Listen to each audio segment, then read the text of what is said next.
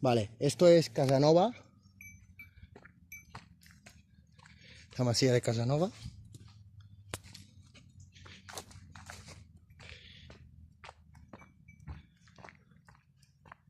Y esta es la encina de Casanova, un ejemplar centenario.